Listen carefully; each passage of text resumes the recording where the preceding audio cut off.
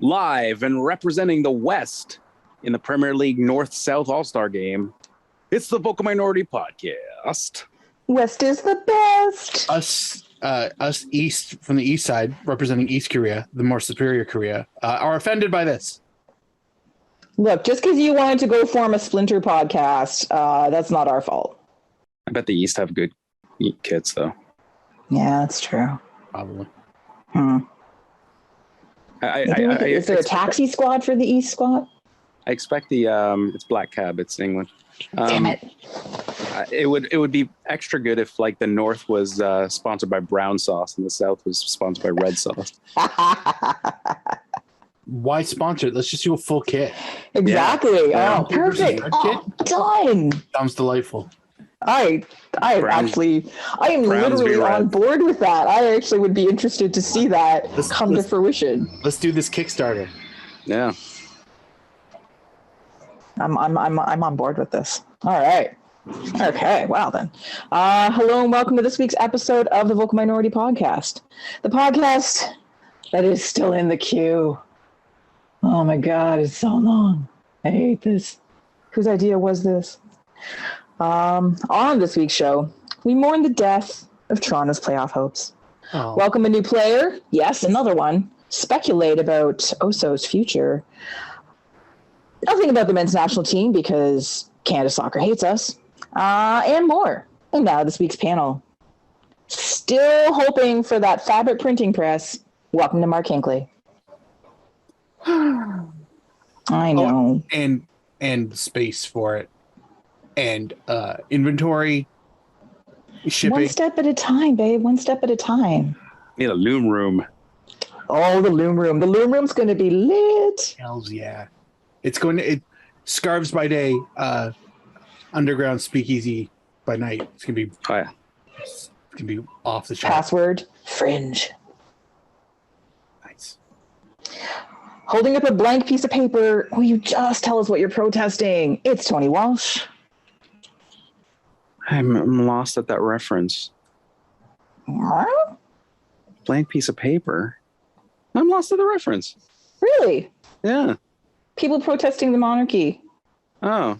Anytime they held up anything with a sign, they were getting arrested. So people have been holding up blank pieces of paper. Oh, okay. Aww. I thought it was all relevant and shit, but apparently not. Not the monarchist we thought you were, Tony. I know. I was trying to or anti-monarchist we thought you were. I was trying to tailor it to you, but no. I'm ambivalent. I thought he was more uncle monarchist, but that's just me. Yeah. Cousin monarchist? Maybe. It's all once removed? It's all relative. That's the one I wanted. But I'm kind of like, I'm just like, well, whatever. It's like a museum. It's like, I don't know. It's like hating on a museum. You don't necessarily have to go to the museum, but I live in this country now, so what do I care? I know we pay for it too, but still, hardly. I'm like, we are still part of the Commonwealth, sir. Yeah, but Yeah. All right, moving on from the completely failed intro gag. I know I've been gone for like 3 weeks, and that's the best you had for me. Jesus. I had you weeping in a corner last week, so you know. The one we got for Duncan's gonna be hilarious, though. You're gonna love it. Oh, it's gonna be amazing. Okay, probably still waiting for his delayed flight to take off. Oof. Duncan won't be joining us this week. Oof. Now that's funny and topical. Yes, and potentially accurate. I don't know if they're back yet. As for me, you know what? I think I'm Welsh now because I would walk through fire for Michael Sheen. So I am your host, Kristin Knowles. Now to our show. All right. So first up, a little what's been going on. And first up, we are going to talk about Toronto versus the AU guys on the weekend and why TFC's playoff hopes are pretty much toast. But let's discuss the game a little bit first, shall we? Dear gods. That went horribly after starting beautifully, which is a TFC hallmark, I think, of this season and so many seasons. It's like their thing. There's been too many seasons.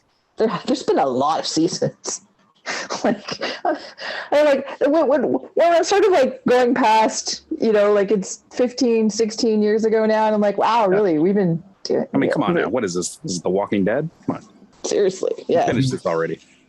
Where's Negan when you need him? Or is he dead? He's dead. I don't know. I have no idea either. I stopped watching after like the third season. It got stupid.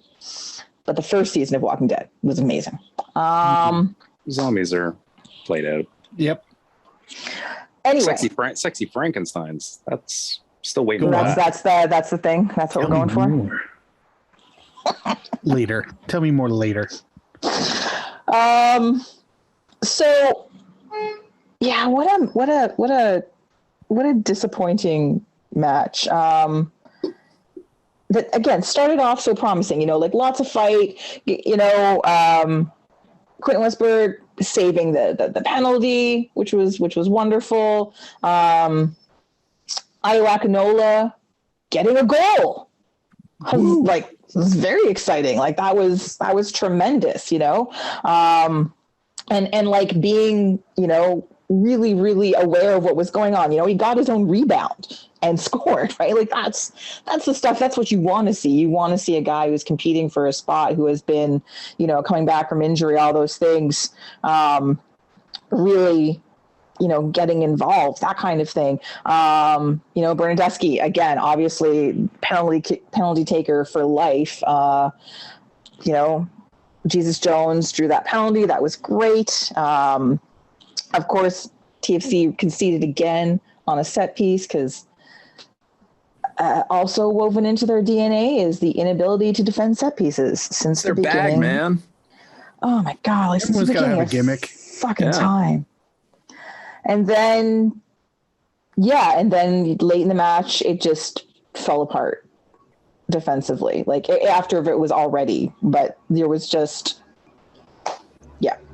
another set piece goal. A wonder strike by Almada. Like that was, nothing could happen to stop that, I don't think. Some things could happen. That's just science. Get a concussion. All kinds of stuff could have happened. All right, fine. Things could have happened. A clown car could have drove on the field. With like, awesome, that would have been fun. Actually, I would have welcomed that. That would have been kind of cool. Dozens of clowns emerging from a car at the moment that kick was soaring through the air, and bang off of Bozo's nose. Didn't go in. So don't say nothing could have stopped that. I'm sorry. It's a failing on TFC's part. But it was just like you could see as the second half wore on that they were running out of ideas, like creatively. And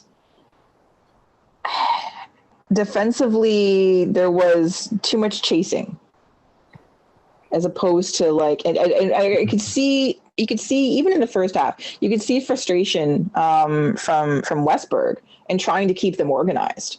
Yeah. And it's, when you have a guy score a hat trick on you, who's a defender.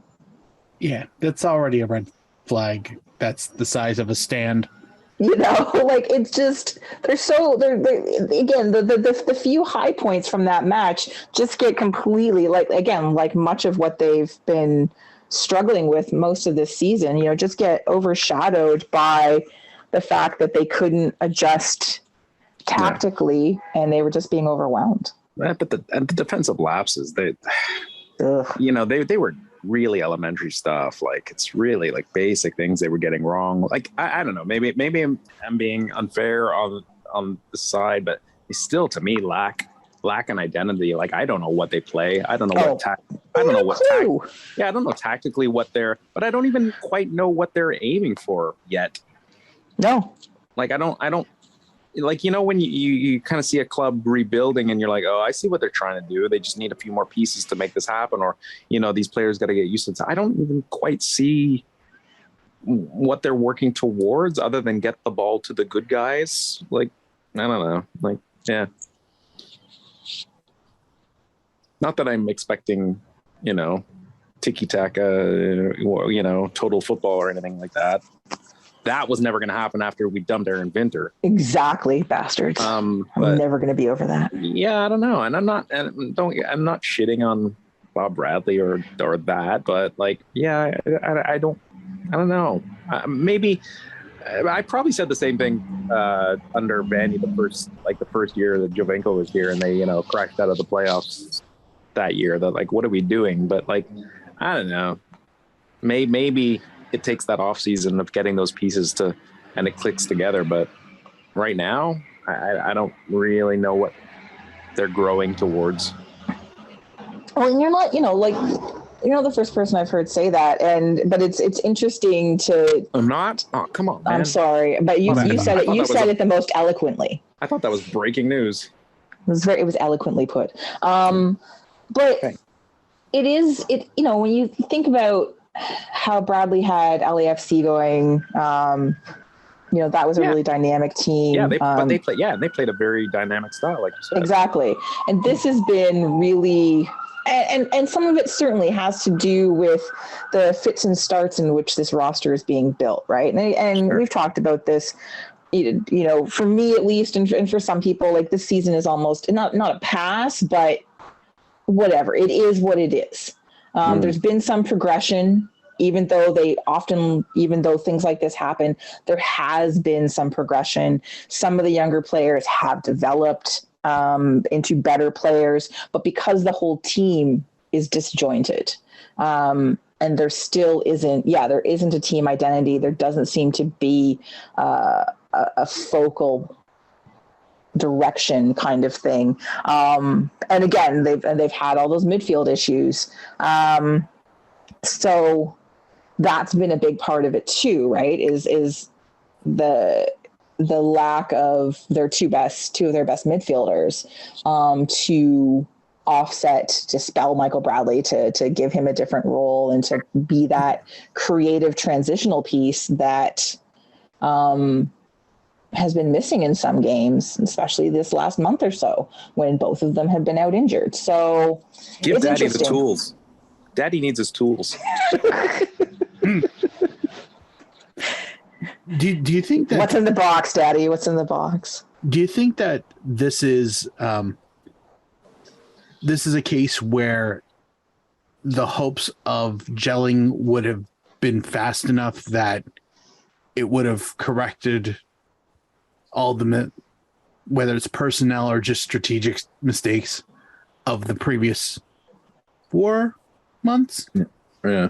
Do you think that knowing that they were going to be infused with so much Italian talent, shall we say, that was going to be sufficient, or do you think the plan kind of fell apart with these injuries, and this was always going to be part one of like the build that they kind of wanted to get to?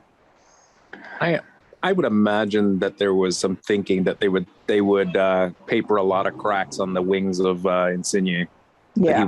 That he would come in and just immediately tear it up. Yeah. And that there would be enough to get in the playoffs, and then who knows, kind of thing, maybe you get lucky. But yeah, but I mean, surely you would hope that at the same time there was enough sober thought in there to think like, yeah, if that happens, great, but it's not really the aim for this year. I think it's kind of a little bit of both. Like I think what's been interesting, and we've talked about this, is that, especially the first several matches, Insigne was the least impactful of the 3 Italian signings. Lil Crisco, immediate impact, and still so slick. Like so slick, exactly, right? But and obviously Bernie has just been like so much fun. He's just, you can't not like this guy. You can't. Oh, yeah. If you don't like him, you hate joy and everything good. Just stop it. Think of the money you could have saved by just getting him. Exactly, right. So that, I think you're right. Like, they really expected him to like walk in and just be like, bang, taking over everything. And that didn't happen. His transition has been more difficult. And again, you know, and no team ever foresees their injuries. But, you know, they obviously, you know, and then there's been other things, right? So there's the injuries to the midfield.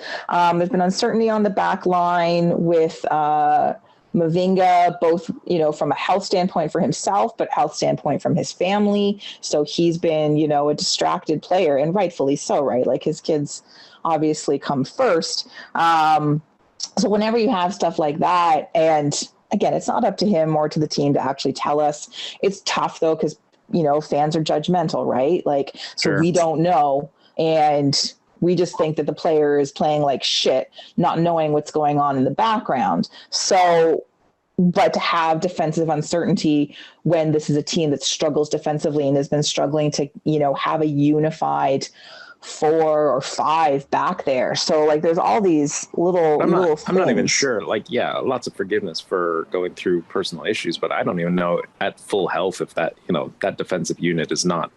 Yeah. That's not a championship unit, you know.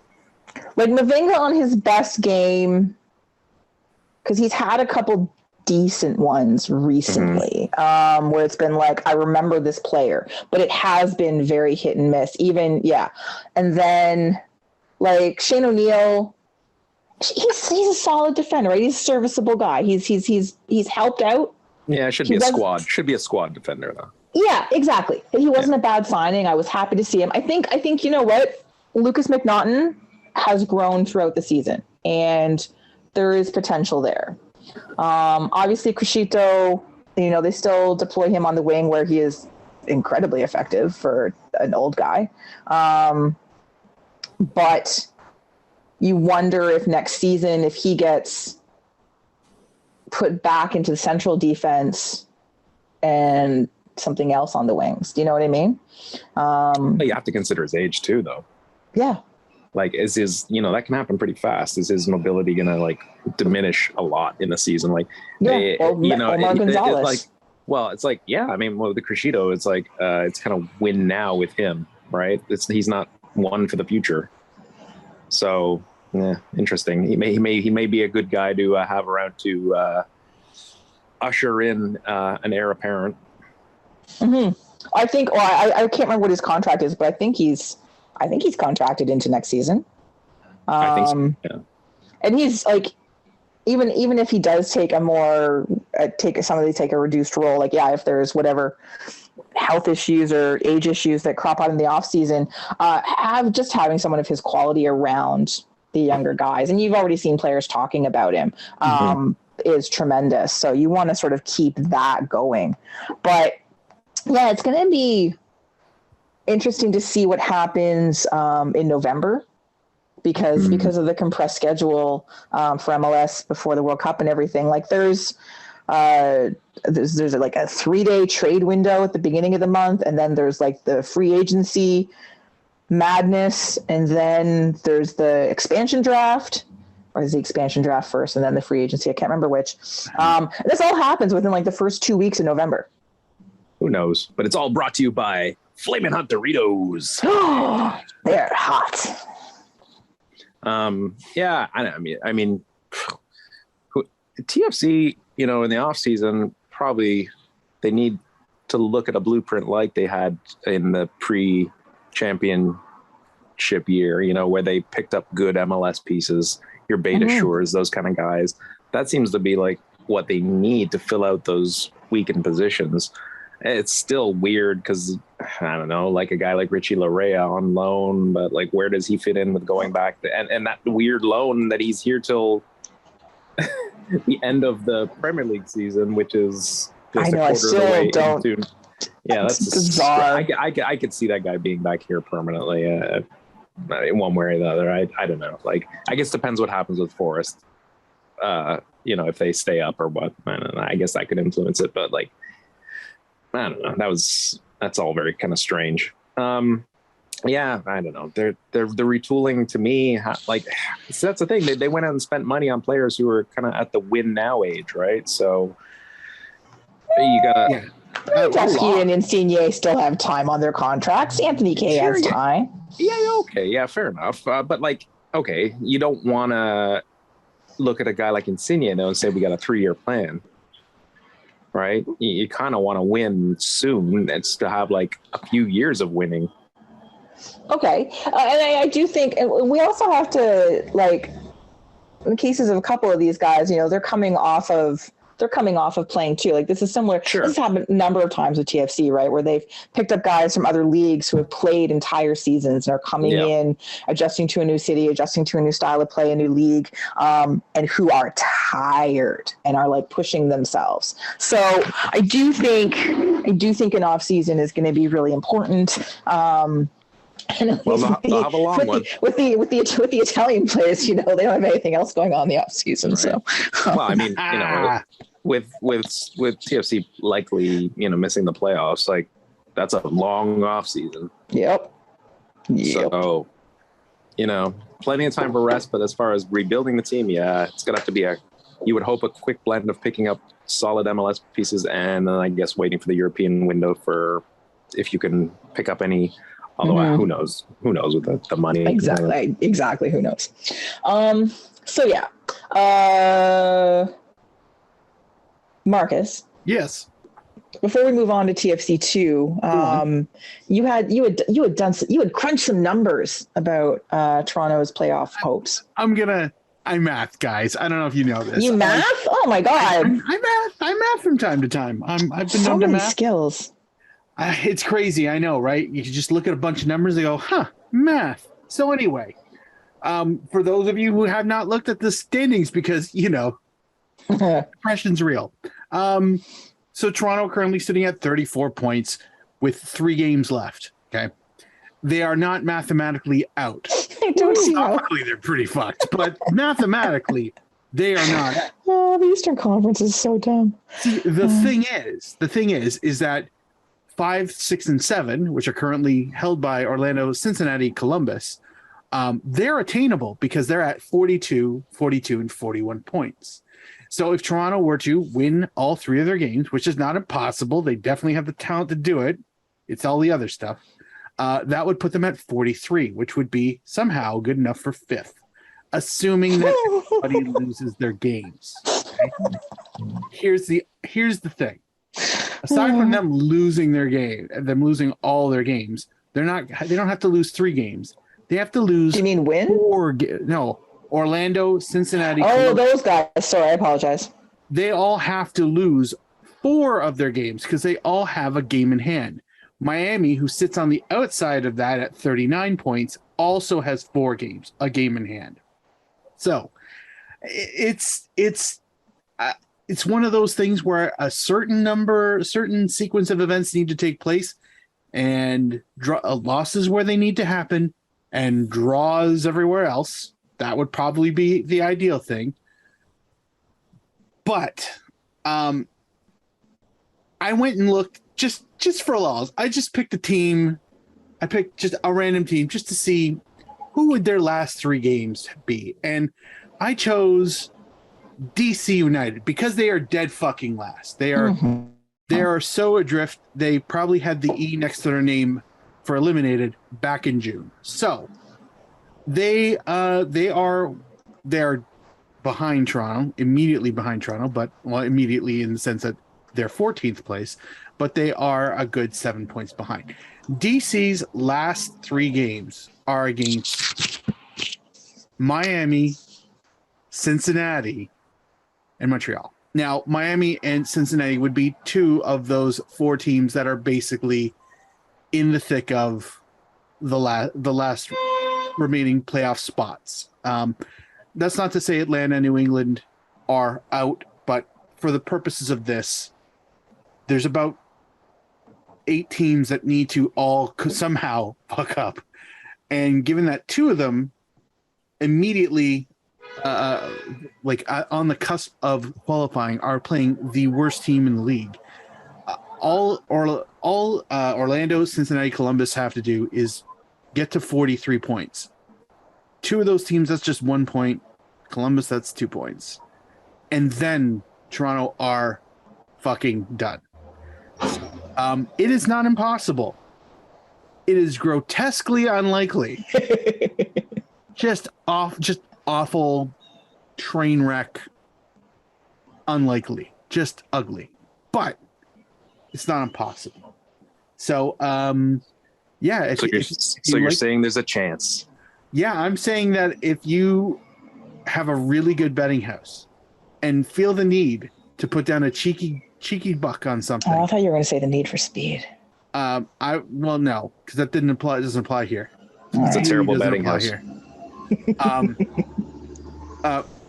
Two things. One, please let me know, because I'm dying to know what the odds the line would look like for Toronto to make the playoffs. Because I would also, but I also like, this is coming from the guy who had put $1 that Canada would win the World Cup, and that's still alive. So why wouldn't I put $1 down for this? But my betting house kind of sucks. So, and I don't bet that much. Yeah. So if you do that, let me know that you did it and who offered it. And I want to know what the fuck the odds that Toronto have to make the playoffs at this point. It's got to be. Give you good odds on that. What's that? Daddy power. Ooh, daddy power. Yeah.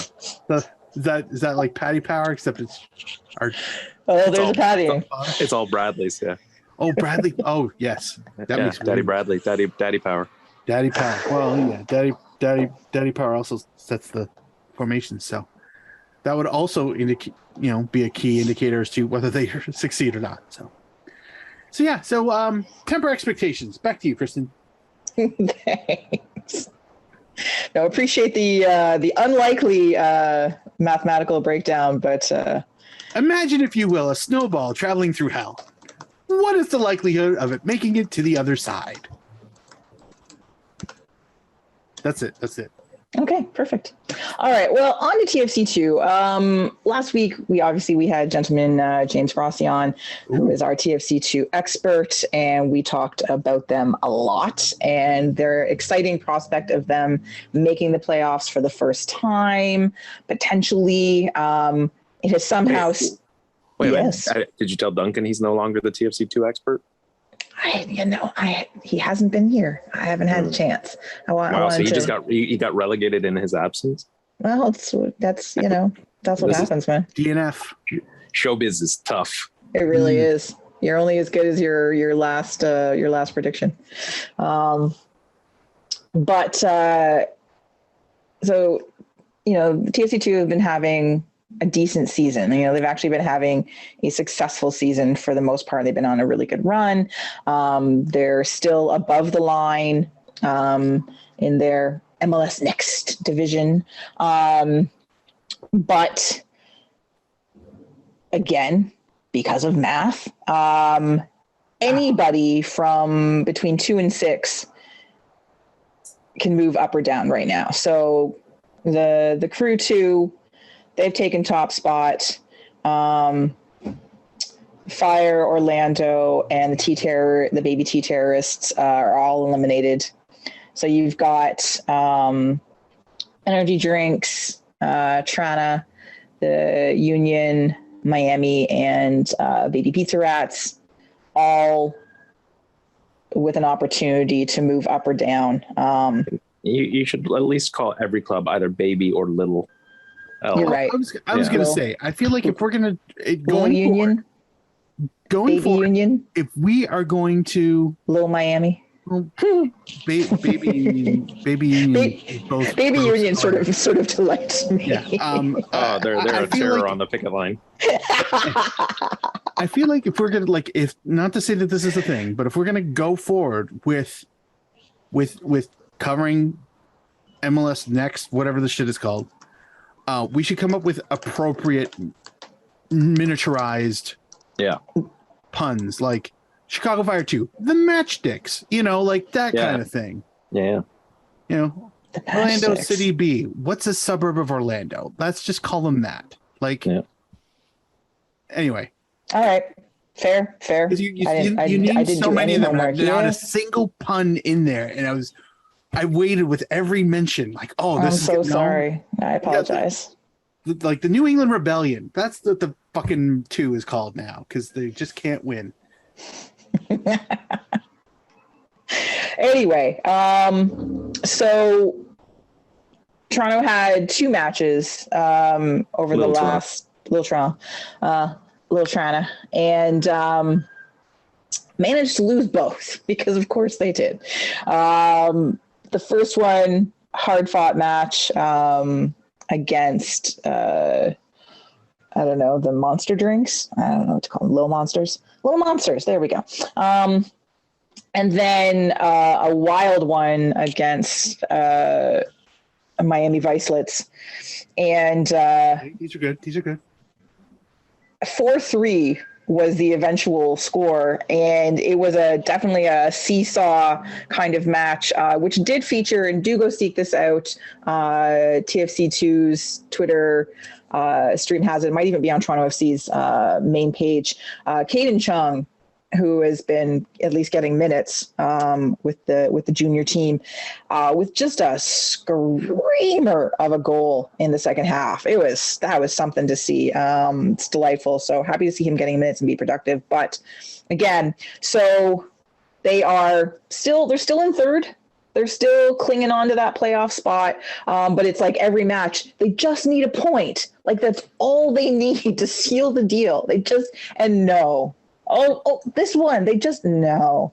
So, yeah, it'll be. I haven't been paying much attention to the Little MLS this year. Mm-hmm. How's Pomoduka doing down there in Little North Texas? That is a great question. I actually have no idea. Let's see, where are they?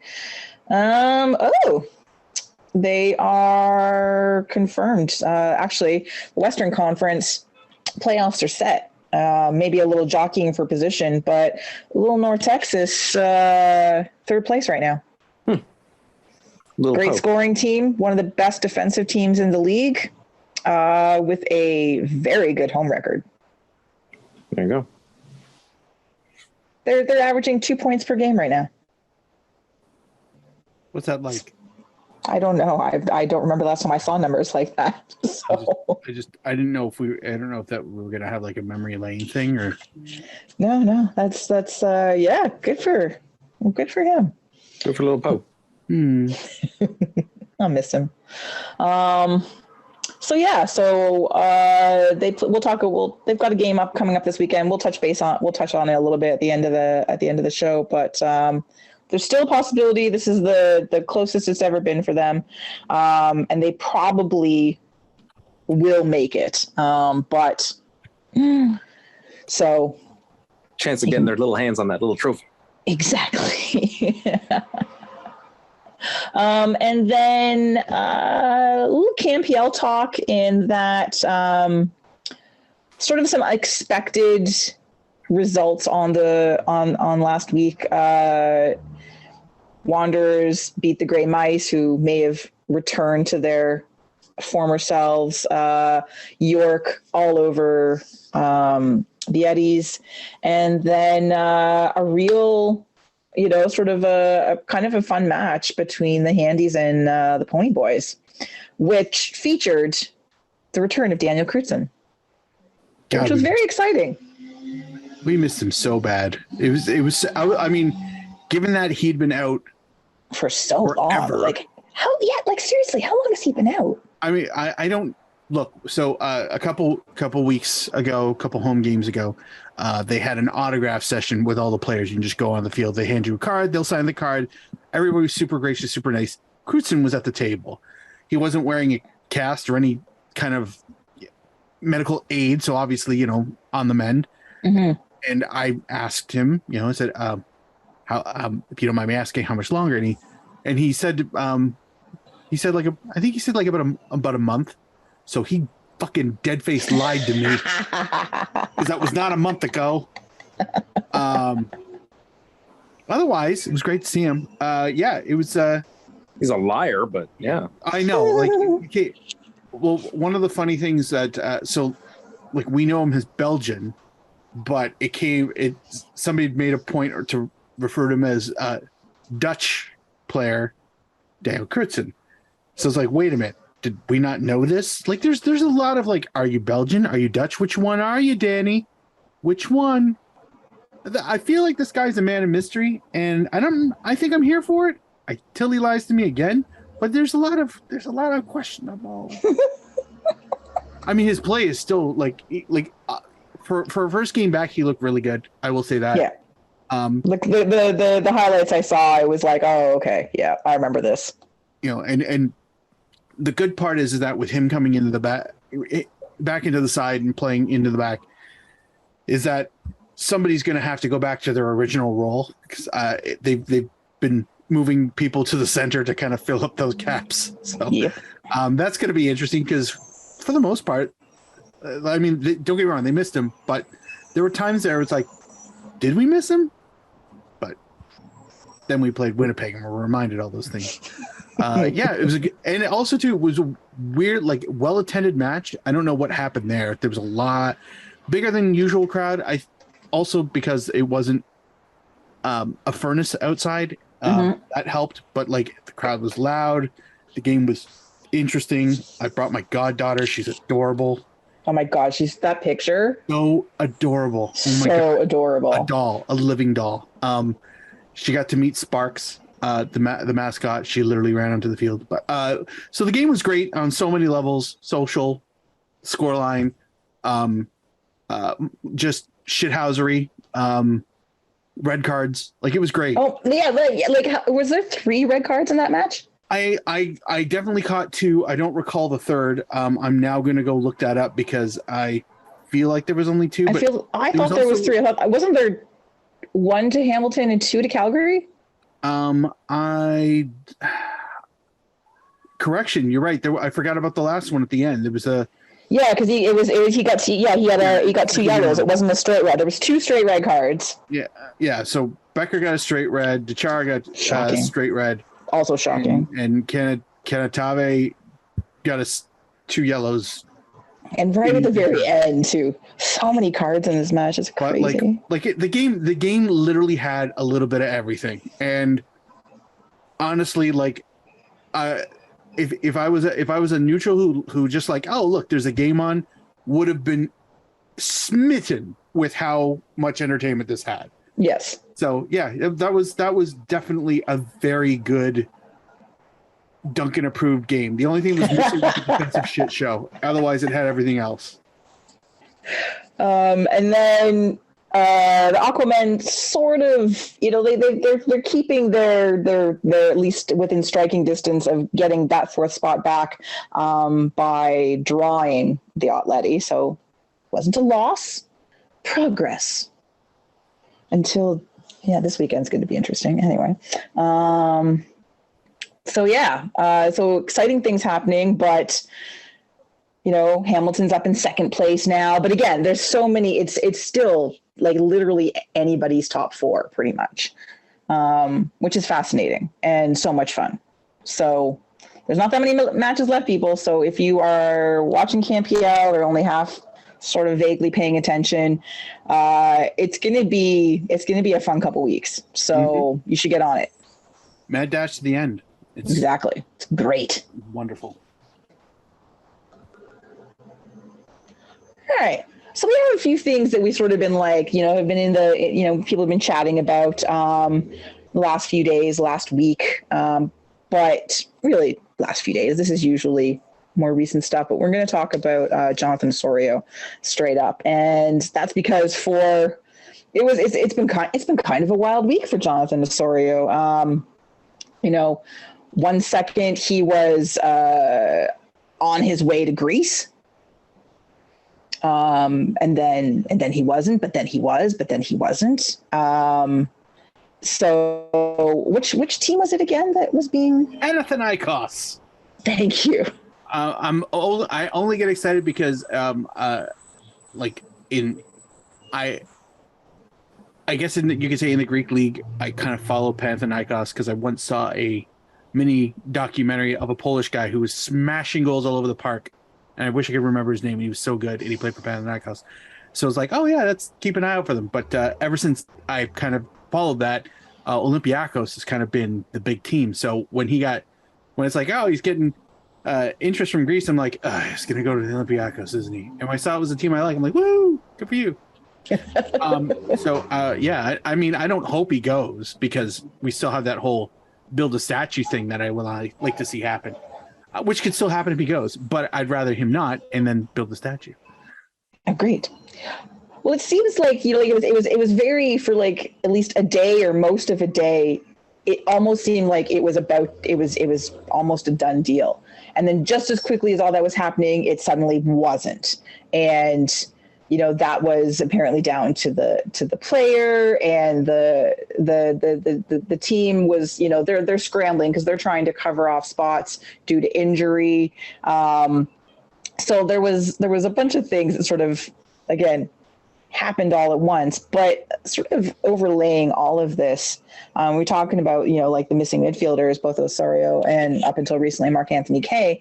Like Osorio has basically been out of the lineup for, the better part of a month, after, especially, well, it's he's finally started talking about it because like the team's been kind of vague about it. He was sick, like injury, he's dealing with something. And it's been slowly like little bits and pieces have been dripping out, but he actually finally talked about it today. And he says, not just necessarily concussion issues, been dealing with what they call neurological dysfunction. For the past 2 months, which result of the elbow to the head from Shaqiri, that match in Chicago that saw him. He was out for a couple matches and they played a little bit, but hasn't played like for the last month. And it seems like he has turned a corner on this. He was training with the team today, actually with the first team. So that is a huge positive. And they're still not necessarily saying the word concussion, which I find interesting. But it is hopeful that he's in a place to, maybe play in one or two of the last games. Whether or not he gets named to the Canada squad for September, that's a big question. And I feel like they might let him just heal. And then obviously he should be named to the World Cup squad. I would imagine. I'd be surprised if he wasn't. But like his absence has been a big deal. And there's tons of questions around his career, this whole thing with the team in Greece, like, because he's out of contract at the end of the season. Like, and this is going to be a pay or play, like that's not pay or play. Doesn't make any sense. You know what I mean? He's either, he's looking for money. He's looking for a good contract, or he's going to leave. I think there's a 50-50 shot that Osorio's not in a Toronto FC uniform next season. I don't like when you talk like this. I know. I don't like when I talk like this either. Why? It doesn't make me happy. Why are you doing this to her? I don't know.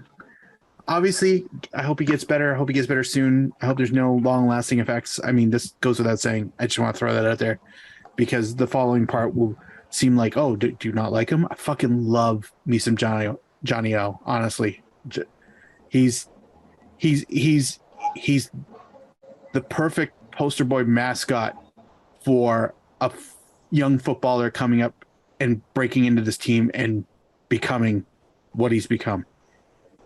If an opportunity presents himself that he gets to go abroad and make some decent cash and play at a higher level, this applies for even the kids that are stuck in the academies and TFC II. Go get it. It.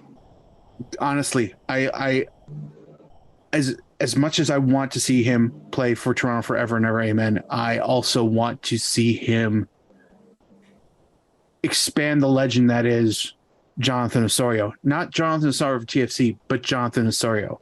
Yeah. A clutch guy, a guy who works his ass off, who has literally seen his successors come into the side, try to take his job, and then he outplays them each and every time. Now he gets to go to a team and take somebody's job. That's to be the legend of job of the story. A guy who's just, how do you not want this guy on your team?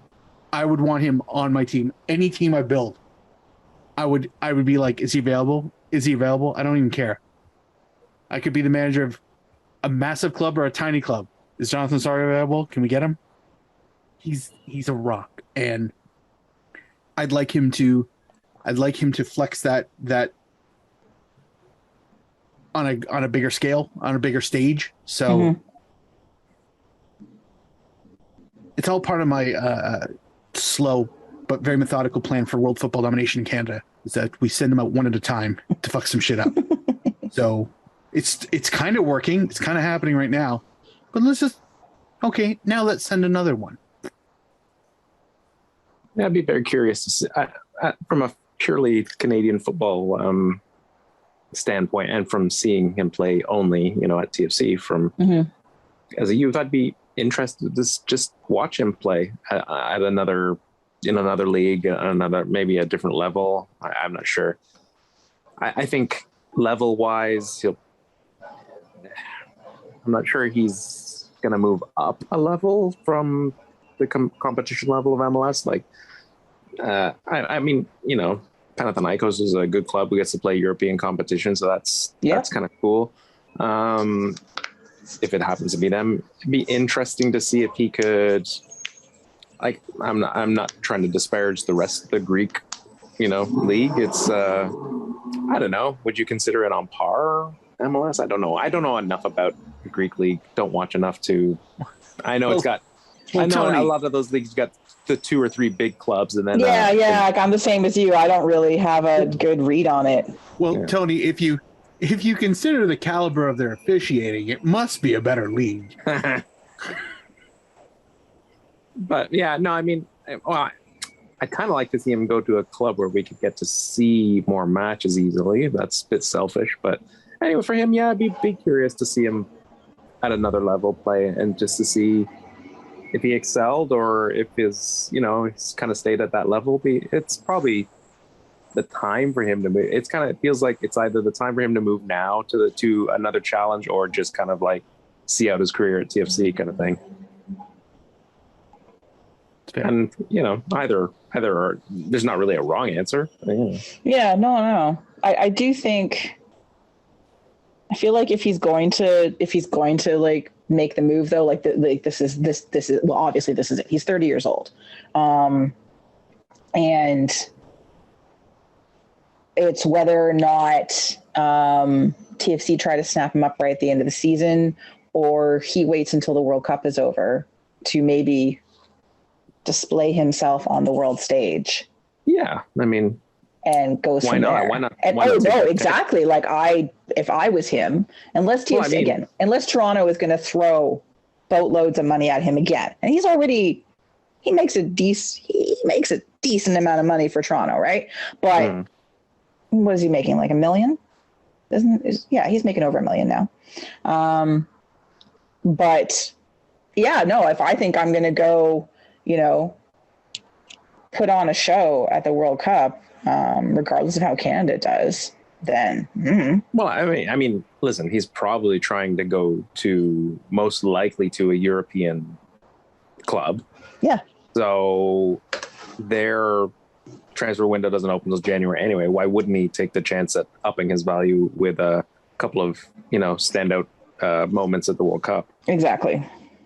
He's rushing it. No, and it just makes sense. Like I would understand. I would not fault the player for doing that. I wouldn't fault any player for doing that if they think they can, add another, another line to their resume.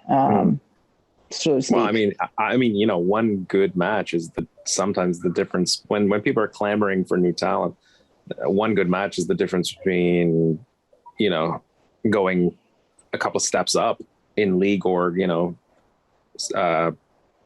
size of the club you end up going to. So he just has to, you think of guys who've had like a good World Cup and suddenly like got the big transfer to some club, and even if it didn't work out, that's all it took. So not that I'm saying that's what I kind of hope for him, but You just need some with that stage. You just need to show it a little bit, and someone's going to take notice. Exactly. All right. New player, another one. What? So this is great. So Toronto and Toronto does this all the time, right? They sign academy kids to first team contracts. It has happened more and more in the last few years, and often they actually mean it, and this year they seem to get to play. So that's been kind of fun. Toronto's obviously been struggling to consistently score goals from anybody that has striker next to their name as a position. And so one of the academy kids, come on down, Hugo Mbungu, 18 years old, signed to a first team contract through 2025. This is he signed with TFC II, his first actual professional contract in May. 4 goals, 5 assists, and 14 appearances, 11 starts. Not too shabby. Not bad. He's been playing for the TFC Academy for several years. U15, U16, for the last 4 years since he was just a wean. He's from Toronto. Local boy, that's always nice, and has played for the Canada U20 side. So he's been, he's in the national program, so that's kind of nice. So congratulations. But the thing I want to, we'll see if he gets some time this weekend. But the thing that I thought was funny is that there was 2 releases on the same day. So this all happened on Tuesday, and first thing in the morning was like a news release saying that they sort of did them backwards. So like the club had loaned him back to the Baby Reds for their match against the Miami Vicelets. But then later on that day, they were like, "Oh no, we signed him. He's ours. It's just a very interesting sort of like flip-flopping of information about what came out when. But congratulations to him. That's always exciting. He becomes the 31st player in club history to sign for the first team from the academy. Well done. Indeed. I wonder, one of these days I should go and look it up, or I could ask friend of the show, Martin, appearances, average number of appearances of the. There we go. Yeah, I'd like to do a big "Where Are They Now" show on all the guys who came out of academy. Would be your interesting exercise. Also, yes, absolutely. I got a feeling we could probably do 31 parts on this. No, it's not okay. Congratulations, Hugo. Legit. Congratulations. I love this. I love academy kids coming up. That being said, we haven't exactly been smashing it when it comes to making them stay or having them stay or having a regular place on the squad. So forgive me for my lack of overwhelming enthusiasm for the state of trajectory, but with everything, I always kind of secretly hope that maybe this time it'll be different. So me too. Good luck getting some time in the first team where we weirdly have a glut of forwards.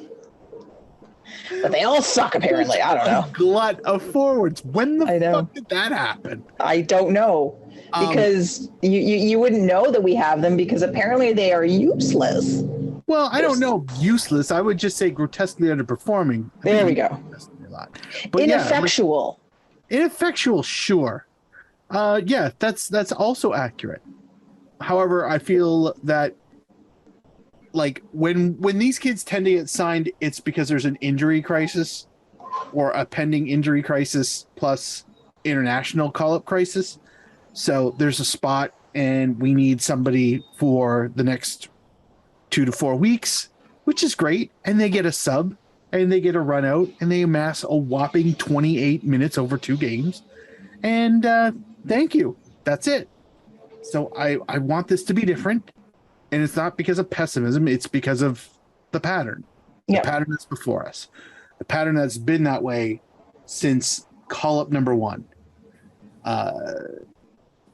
But fantastic. I mean, I await the day where TFC wins the cup with majority homegrowns, which sounds amazing and insane, but that would really be the fantasy. Like for Canadian local football fandom, you could still have DPs. I expect there to be DPs, but to have, say 4 guys on the starting 11 who are homegrown and 4 more on the bench who all get regular minutes.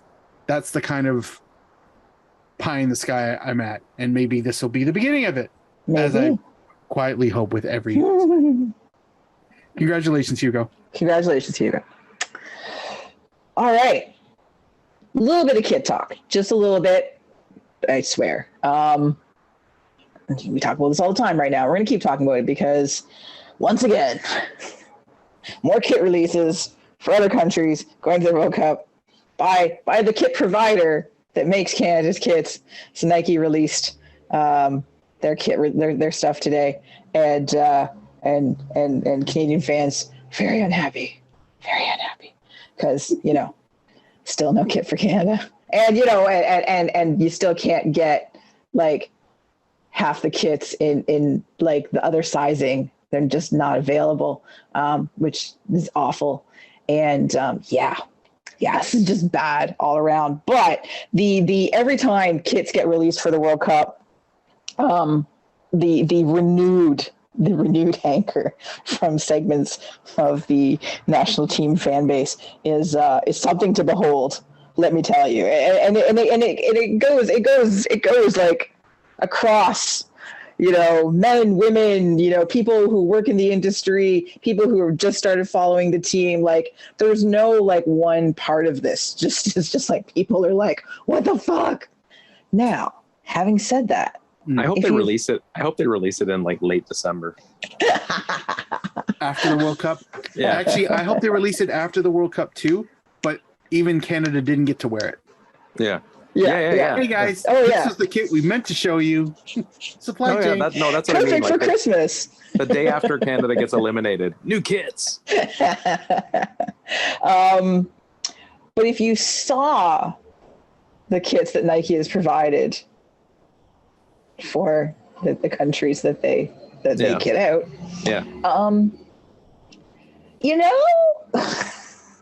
I mean, come on, satin disco orange.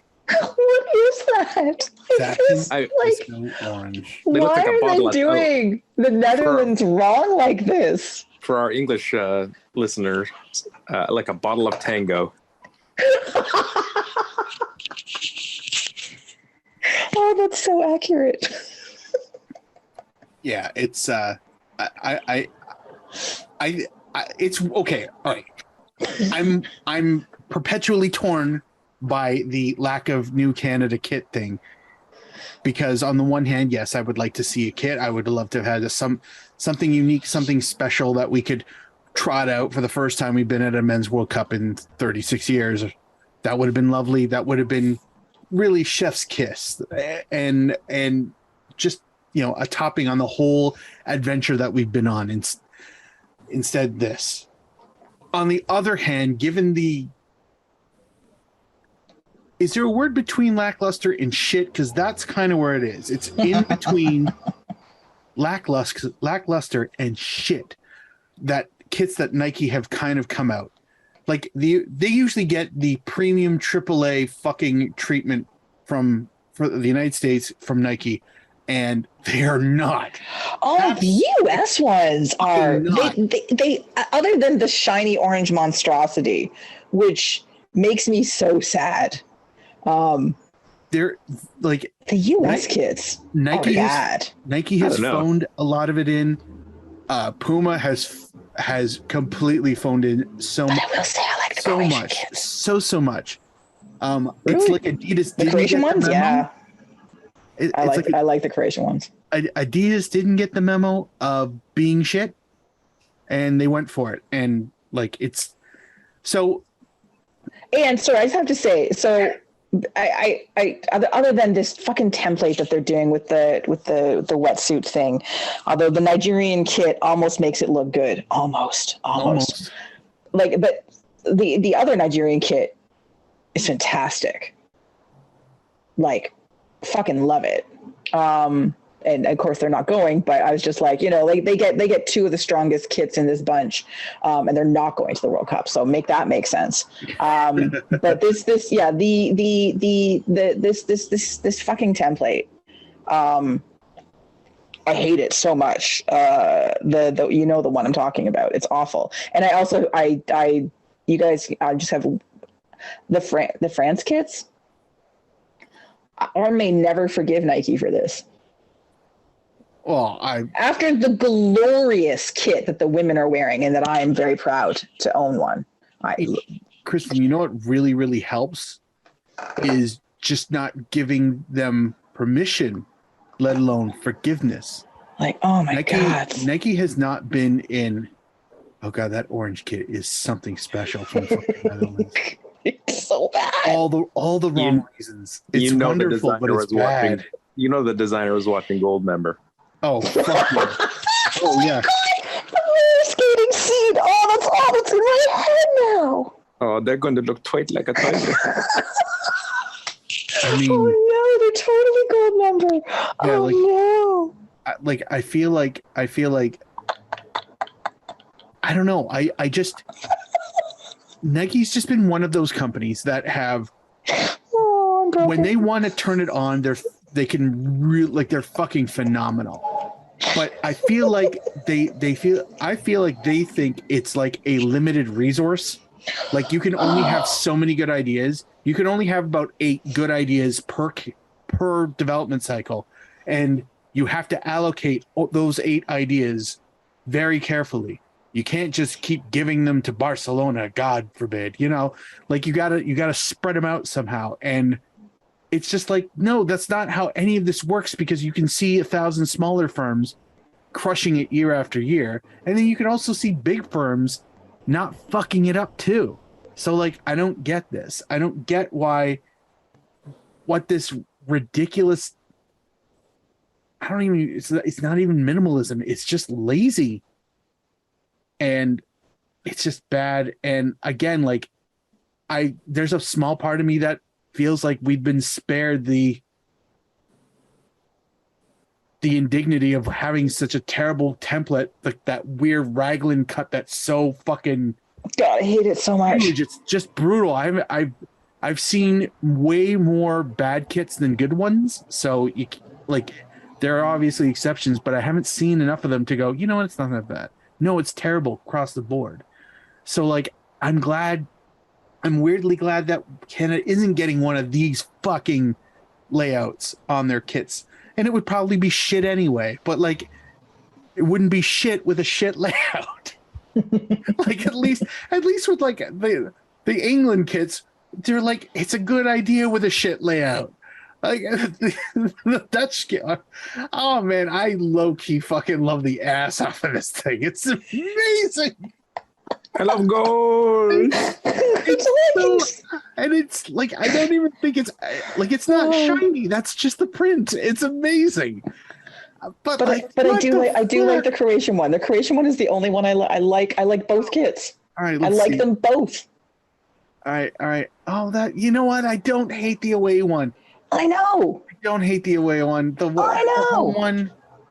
Yeah, this one's good. I mean, I kind of. Someone on Twitter said, "Isn't Umbro looking at suing for the England away kit?" Oh my God, you're right. It's very 1990. Oh shit, you're so right. Yeah, but it's nice. I don't mind the England away kit. I love the England away kit is probably that, the Croatian away, and the Nigeria home. Or maybe that's Nigeria away. It doesn't matter. Like, those are the class of the field for sure. Everything else is pretty much meh to shit. This is a really Actually, that is a good kit. unattractive World Cup so far. I It mean, really is. Adidas. Can you imagine some of the kit matchups? Oh my God. Adidas has fucking absolutely smashed them out of the park with like between Mexico and Japan. Oh, and those jackets. like, if you haven't seen the reversible jackets, Oh my God. I would Just consider selling parts go- of my soul for one of those jackets. Both of those jackets. Oh. like I want that Mexican away kit so bad. If I see it in my size full price, I'm buying it.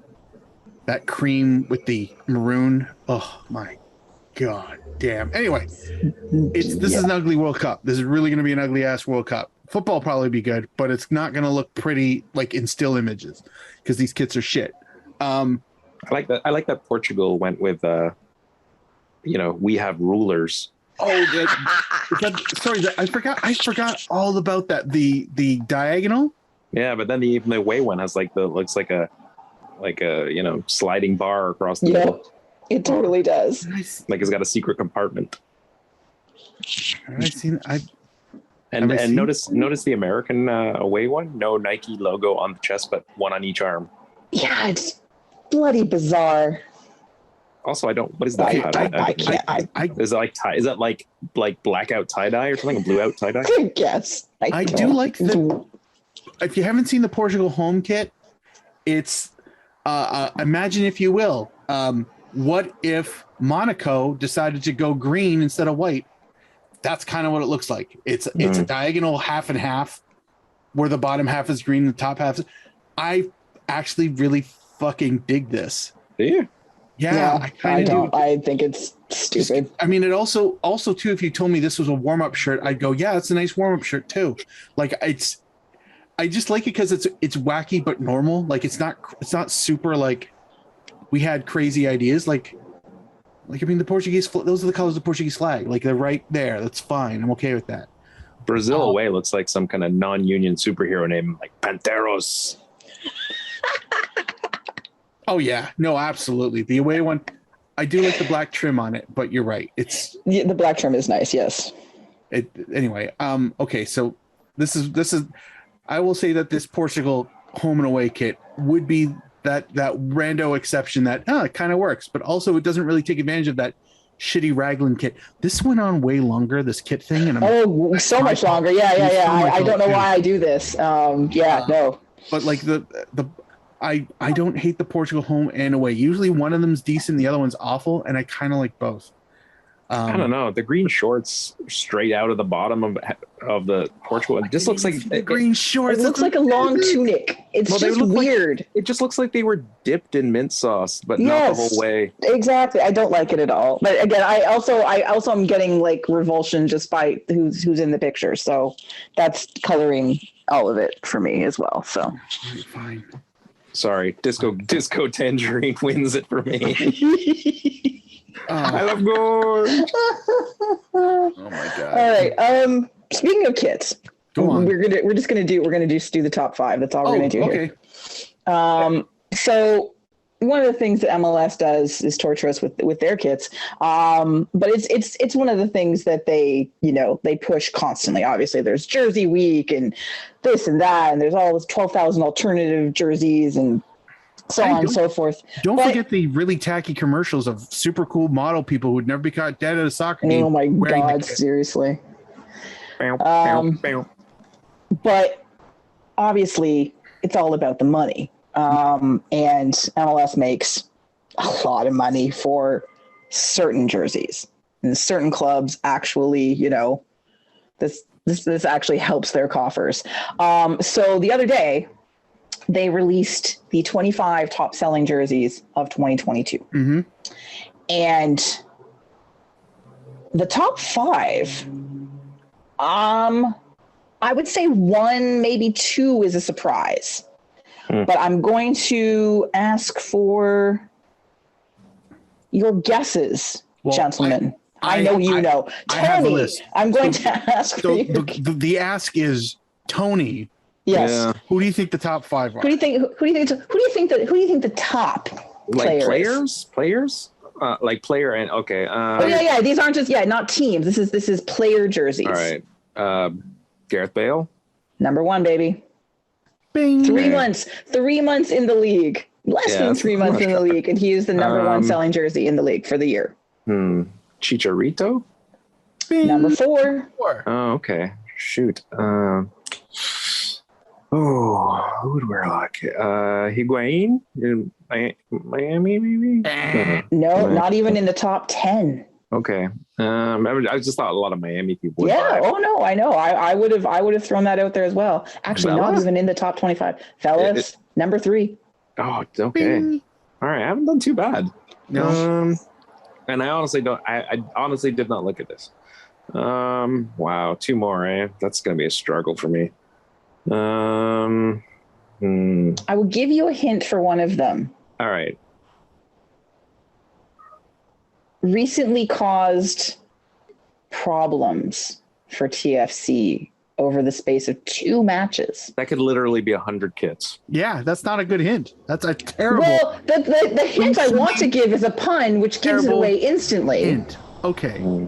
Let's see if we can. Okay. Well, they're both designated players. One is new.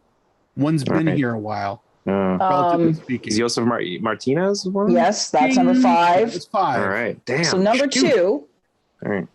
new to the league, screwed TFC over. Olaf Melberg. No, the league screwed him over. Oh. Wow. That was a massive hint, by the way. Was it? Yeah. I'll dispute the massive part of it. Okay. Hey, come on. It's there. Fox. Thank you. Is it really? Yes. Oh, that's Second. amazing.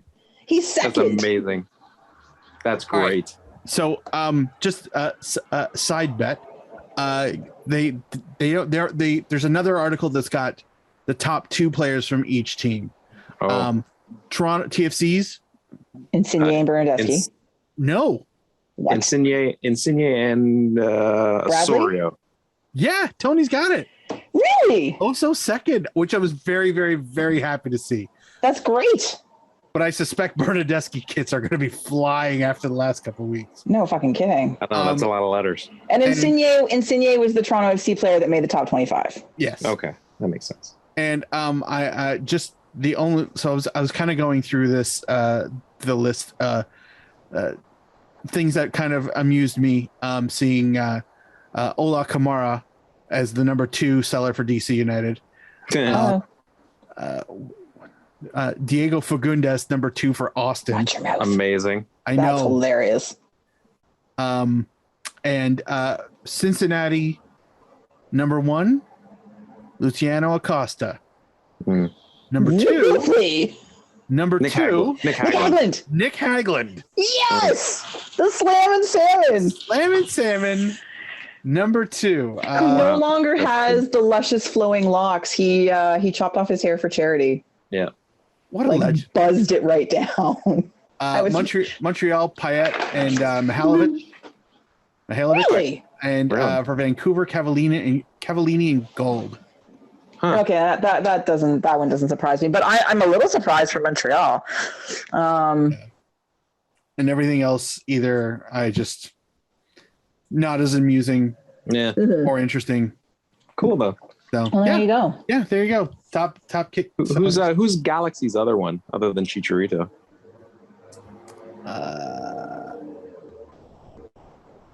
Costa, Douglas Costa. Okay. Oh, that makes sense, actually. Yeah.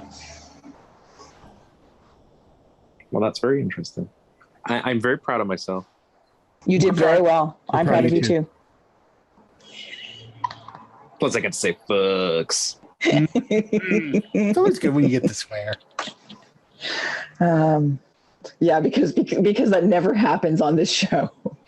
No, it doesn't. No, you're fucking right. What's coming up? All right, we have a couple things to talk about before we close out the show. So Campial, as we were saying, it's top 5. Almost anything can happen in terms of who ends up in the top 4 and what position they end up in. Currently, Pacific still on the outside looking in after only getting a draw against the Atleti last weekend. So the big match this weekend is Sunday night. Aquaman. Sunday. Indeed. Aquaman hosting the Handies. So if you have any home, 8 o'clock, that is the match that you want to watch because, you know, it has all sorts of permutations. And plus, again, Aquaman struggling to regain their early season form and very determined to, at the very least, get into a playoff position. I don't think every team probably still has designs on the top spot, but this is you know, their path. But there's been, you know, obviously some big matches between both teams. Hamilton also has not exactly been, you know, lighting it up, but they've had a strong enough season that they are currently in second and still within striking distance of first, right? Like that's the way these top teams in the CanPL have been. And they've got players returning from injury. So it should be a great match one way or another. I'm expecting a Duncan special for this one, actually. Oh, yeah. Gonna get hammered on that one. Woo. And then, as we mentioned earlier, TFC II, their final match of the regular season is on Sunday afternoon, 3 o'clock, as both the senior team and the junior team have traveled to, will be traveling to Orlando. TFC plays on Saturday night. Junior Reds play Sunday afternoon. So a win sees them stay above the line. A draw will also suffice as long as goal differential is the decider. Because I don't remember who it is. I think it might be the Little Rats. Who, if they win, I know I have to work on it. No, they're cute, the Little Rats. Rats. If they win, they tie them on points, but they have the worst goal differential. So assuming that's how it works, because to me that's just logical, Junior Red's still in. So hopefully it all works out, because it'd be very exciting to finally have the junior team into their postseason after sort of years of just kind of depressing futility, regardless of the quality of the squad. You know, they keep getting pillaged for the first team, or they lose their coaches 3 times in one. Like, it's just, I would love to see them get, revenge. Another level, revenge, just anything, just get to do something. Bloodshed. And trying to see also, like I said, in Orlando. So both teams, a little road trip. Yeah, I'm picturing like some bonding between the squads. Everyone's they're just gonna have fun. They're just gonna have fun this weekend. It's gonna be lovely. Orlando, as Mark mentioned, is currently in a playoff position. They're in 5th place. They have a terrible defense, though. Terrible defense. They have a not great goal differential. Now, not as bad as Toronto's, because nobody's is. Has anybody conceded more goals than Toronto this season? Only one team. Only one team in. Sorry, I lied. 2 teams in all of MLS have conceded more goals than Toronto this season. Would you like to guess which 2 teams have currently conceded more goals than Toronto FC this season? I hope one of them isn't DC United. One of them is DC United. We want his keeper. We want their keeper, though. That's just. I know. I know. It seems not good. It seems not good. Would you like to guess what the other team is?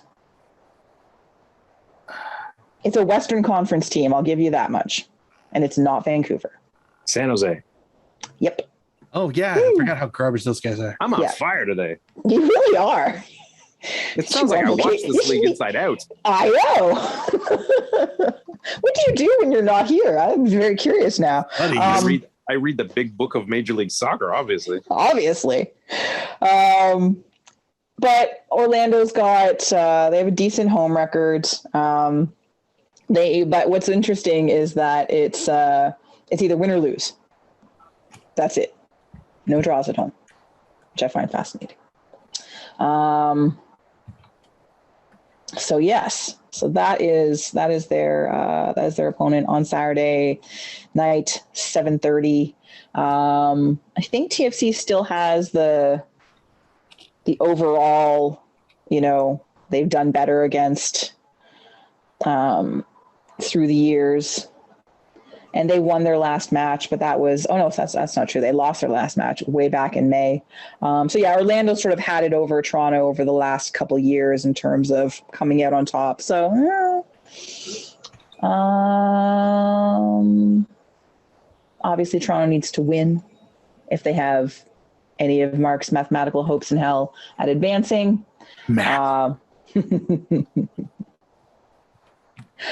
But let's move directly into players to watch from Will's favorite team, Orlando. Hi, Will. Hi, Will. We hope your team loses. Happy birthday, buddy. Happy belated birthday. I'm going to go with Bear Jr. I knew you were. Because that is way too much fun not to fucking do every time we play Orlando. I know. It's Junior Urso. And for the one new listener we might have had since the last time I did this joke, I did a translation of Urso into, I think it was from English, Latin to English, and it literally had bear with an exclamation point at the end, which is why it's great. Bear.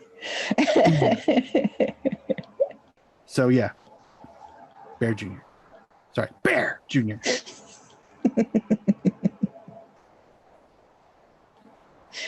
For what better belated birthday present to our Orlando City supporting friend than saying Joey Desart?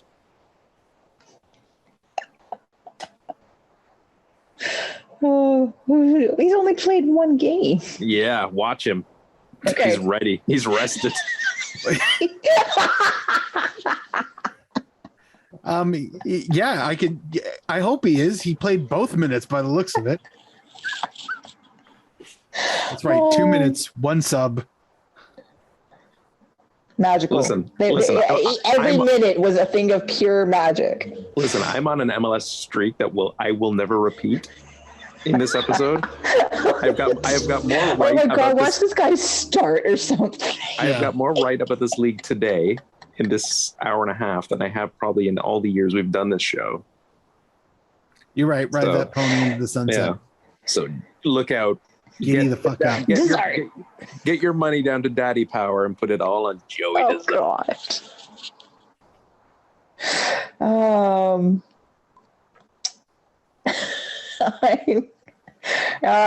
gonna go. I'm just gonna go. I'm just gonna go Teshak and Deli because that's what I'm gonna do.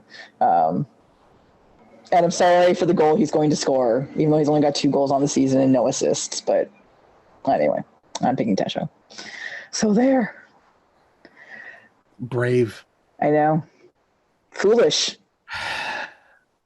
It doesn't matter. I'll be at a concert, so I won't know that he's done terrible things until later on. He's not going to commit war crimes. From the notifications I get sometimes, it seems as though they have, or at least I have. So who knows? You're committing war crimes? No. Kristin? Yeah, regularly. Oh, sorry. My bad. I should have known better. You're right. But she makes the trains run on time, though, so she's all right. Tony Walsh, you take that. It's mean. You like public transport? I love public transit. It's for the people. I'm very fond of trains. There you go.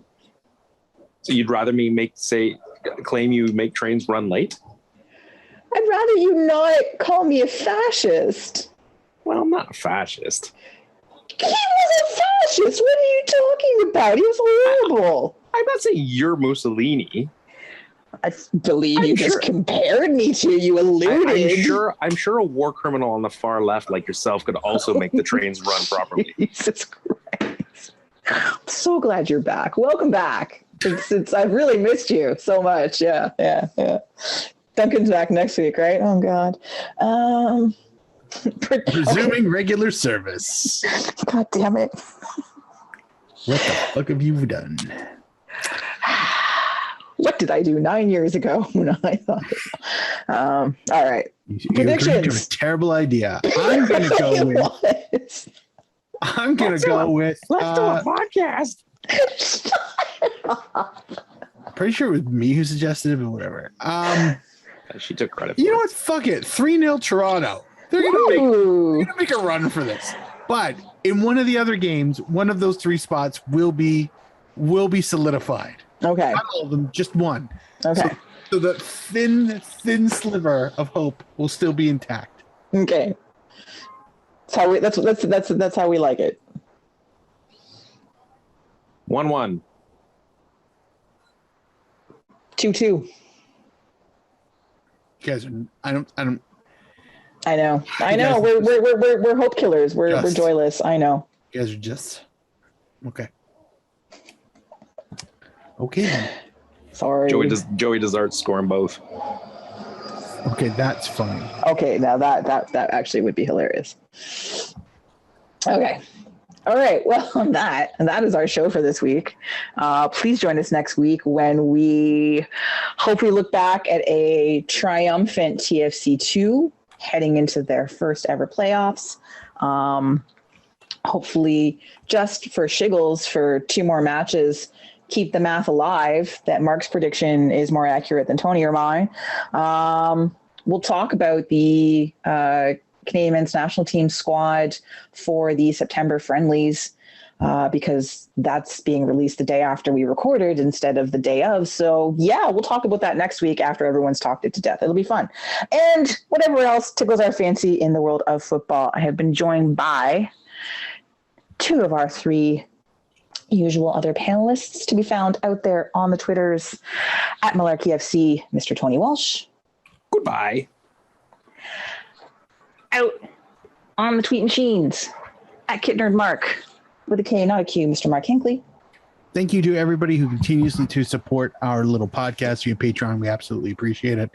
We have shirts. They are on our Zazzle shop. You can find the link on our website. Also, thank you to those of you who have been quietly creeping up the numbers on our subscription list on YouTube. We see you. Thank you so much.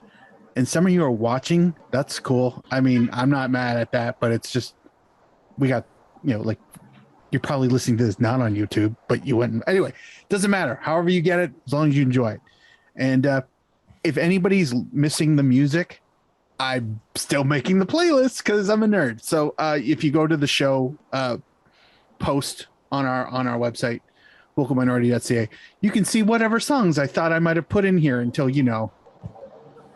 fucking lawyers got involved. So anyway, just wanted to throw that in there. Thank you. Wait until we get the puppets done for the YouTube recording. Oh my god, that would be amazing. Oh, the Duncan puppet. The Duncan puppet would be the best. The Duncan puppet would just be gray, I think. He's not here yet. He probably won't listen. No. As for me, you can find me on the internet. Yes, the entire internet. I have been your host, Kristin Knowles. And until next week, Canada, get used to it. You know what? I think I'm Welsh now because I would walk through fire for Michael Sheen. So I am your host, Kristin Knowles. Now to our show. Yes! Give him some sugar. Oh my God, it was fucking epic. I love him so much. He's so great. He's Brian Clough. Yes. Yes, he is. He's my Brian Clough now. He's whoever he wants to be, goddammit. I always go straight to the sound booth and I grab a spot right in front of the sound booth. That's because I can lean. Yep. I can hang shit. Yep. I can it's on a slight incline, so I am short. I have a little bit of an advantage for most shows. Every now and again, the really crowded ones, and then you obviously I almost always get some tall asshole who just stands in front of me no matter what. But tall asshole is the worst. They're the absolute worst, It makes for the strangest shaped shits. The doctor says I've got a bit of a tall asshole. I'm sorry, man. When's the surgery? It went long. So anyway, thank you. Thank you. All His right. shits are like 8.5 by 11s. Oh my God. Yeah. No, it's all portrait. It's all portrait size. Jesus Christ.